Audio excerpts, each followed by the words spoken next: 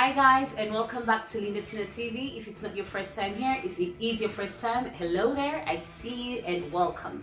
So if you haven't watched my previous video, you go back and watch it. I'll also leave the link in the description box. It was a story time about how I got my Italian driver's license. And so in this video, I just wanted to give tips on how you can pass the theory exam, which is the most difficult part for non-Italians.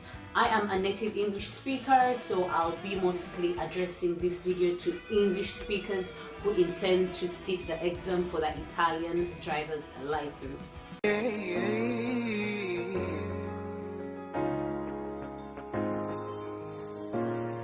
You trying to make me, I wanna leave and you're making, yeah. I try to see the one I need to love. This is a disclaimer before I go ahead. Obviously, I am saying things that work for me as an individual. You'll find that different people have different methods on how to go about the theory exam for the Italian driver's license. So I'm giving you things that I tried, okay? So let's get started. The first thing, if you're not an Italian speaker and you are struggling with understanding the book that you get at the school, I would recommend that you get the book that translates the Italian. This book you can buy from the school. I think I bought it for 17 euros. I paid an extra 17 euros to get this book, and they got it for me from the school.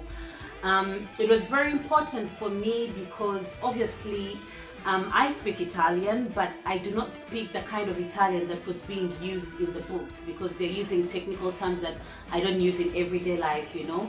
So it was very important for me to understand first before I can try to then remember the things that I'm reading. So I would advise that, number one, get the book, the English book.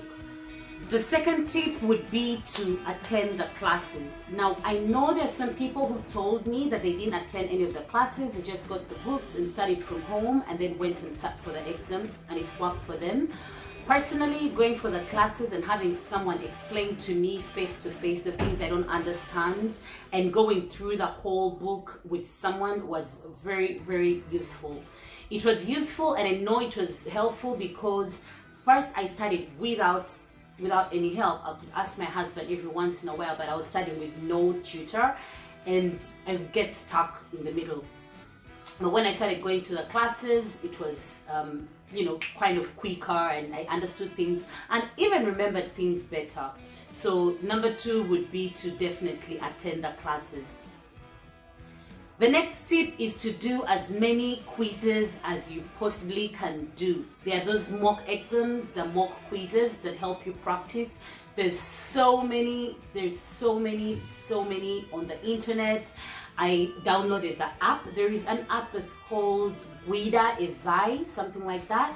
It was extremely useful, but if you go to your app store or to the Google store, you'll find so many apps. Just put Patente and you'll find different apps that you can download. Having these apps on your phone is very easy and helpful because then you can do the quizzes anytime. Like, you don't need to carry a book around. You can do it on your lunch break, you can do it while you're on the bus, on the train, or whatever. So download the app and do as many quizzes as you can. And that brings me to my next tip. Do not sit for the exam if you are not ready.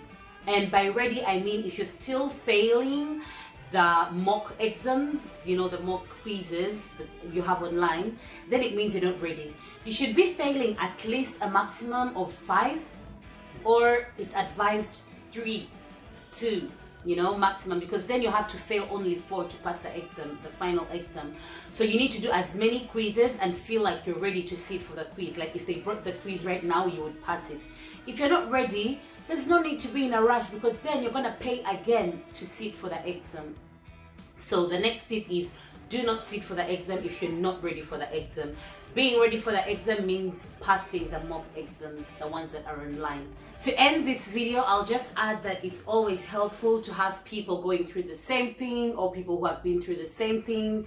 I got so much encouragement from a group on Facebook. It's called Help, I Need My Folio Rosa. Folio Rosa is the temporary driver's license you get after you've passed the theory exam. I found so many people there, people who have been through the same struggle. So it's always nice to have a circle of friends, a circle of people who understand what you're going through and who you can discuss these things with and get some encouragement.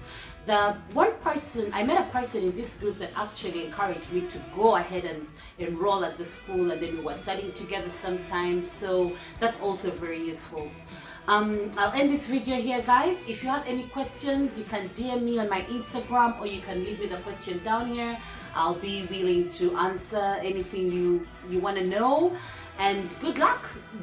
I've had people ask me about the prices. I'll just let you know about that one. It depends on your town, and also it depends on your school. I paid 250 to enroll at the school, and then 100 euros for the theory exam. Then obviously it depends how many times you do the theory exam. Each time you fail, you have to pay again. Each time you sit, you have to pay again. That's all I paid for the theory part. And then for the practical part, you do have to do an eye exam that will cost you about 60 euros. And then it's 100 euros for the exam.